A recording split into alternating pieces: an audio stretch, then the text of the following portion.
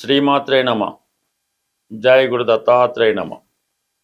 ఈ వీడియోలో మనం మకర రాశి వారికి జూన్ నెల మాస ఫలితాలు తెలుసుకునే ప్రయత్నంలో ప్రధానంగా మకర రాశి వారికి చతుర్థ స్థానంలో జూన్ 20 వరకు కుజగ్రహ సంచారం. ఇది కుజునికి స్వక్షేత్రం అవటం వల్ల ఒక 20 రోజుల పాటు రుచిక మహాపురుష యోగం అనే పంచమహాపురుష యోగం ఈ మకర రాశి వారికి యాక్టివేట్ అవ్వడం జరుగుతూ ఉంటుంది. ఇది స్థిరాస్తి వ్యాపారంలో ఉన్న వాళ్ళకి, భూములు అలాగే రాజకీయాలు మొదలగు స్థాయిలో ఉన్న వాళ్ళకి కొన్ని కొత్త అవకాశాలు రావడం జరుగుతుంది. మీ దగ్గర ఉన్నటువంటి స్థిరాస్తి వాల్యూ పెరిగే అవకాశం ఉంటుంది.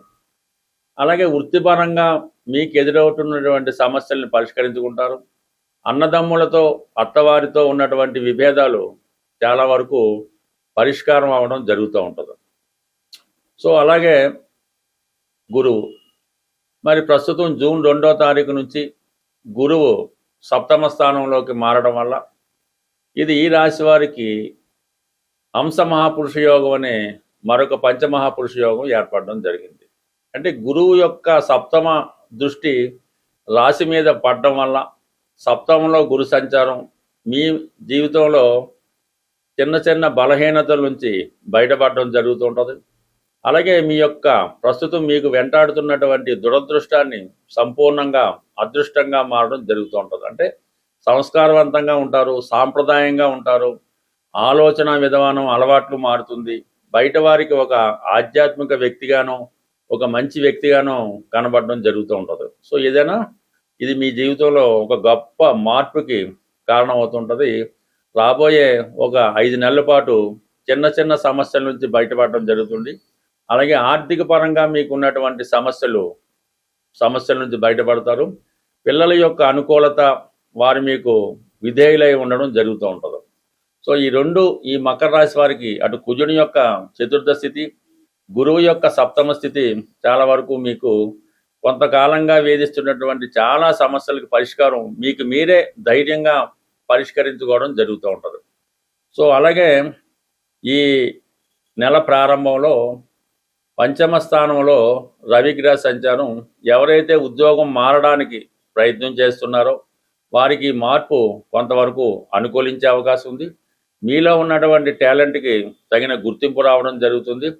అలాగే మీకు ఒక మంచి గురువు కానీ ఒక మంచి యజమాని లభించడం వల్ల మీలో ఉన్నటువంటి సామర్థ్యం బయటపడుతుంది. దాన్ని మించి వీళ్ళు మీకు మంచి ప్రమోషన్ ఇవ్వడం కానీ మంచి బాధ్యత అప్పచెప్పడం కానీ జరుగుతూ ఉంటుంది.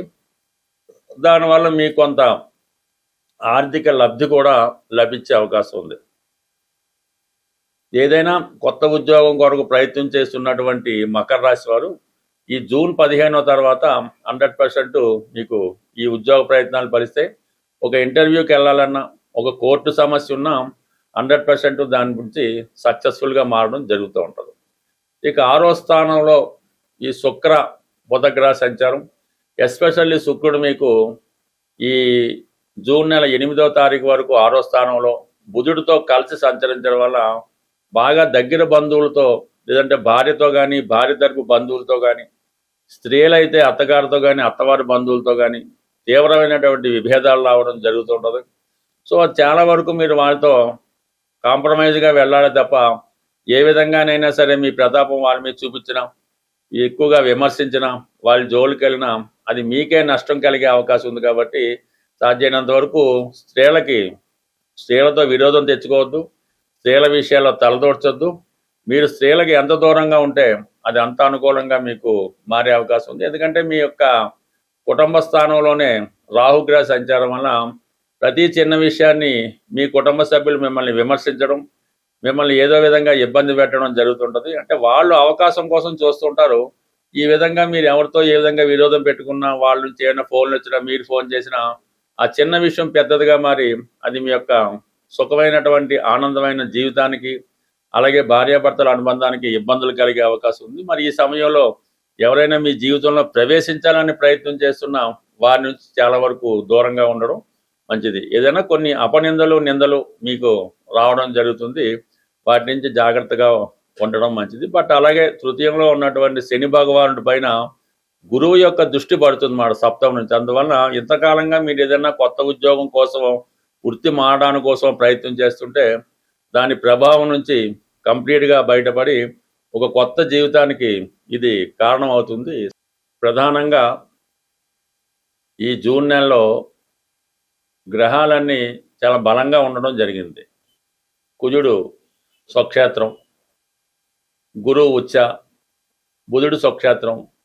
ఈ విధంగా గ్రహాలు బలంగా ఉన్నప్పుడు ఈ గ్రహాల యొక్క పరిహారం నిమిత్తం ఆ గ్రహానికి సంబంధించినటువంటి జాతి రత్నం మనం ధరించినప్పుడు ఆ గ్రహం యొక్క ఫలితం మనకి తొందరగా అనుకూలంగా లభించడం జరుగుతుంటుంది. సో సాధారణంగా ఈ జాతి రత్నాలు కొంతమంది ధరించినప్పటికీ కూడా ఈ గోచారంలో సంచరిస్తున్నటువంటి ఈ గ్రహాల ప్రభావం కూడా ఆ జాతకుడి మీద, ఆ జాతకుడు ధరించినటువంటి రత్నం మీద ప్రభావం చూపడం జరుగుతూ ఉంటుంది.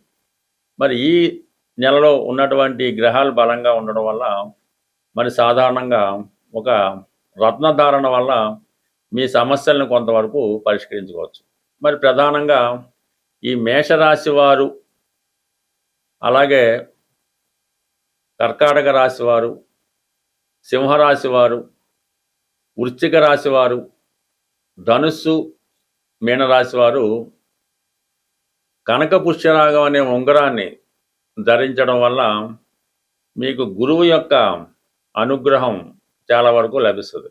అంటే గురువు సంతానకారకుడు, ధనకారకుడు, ఏదైనా ఒక అదృష్టానికి కారకుడు కాబట్టి ఇవన్నీ ఉంటేనే జాతకుడికి మిగతా ఫలాలు వస్తాయి. కాబట్టి మరి ఈ రాసుల వారు కనక పుష్యరాగం అన్నది 100% ఈ సమయంలో ధరించడం మంచిది.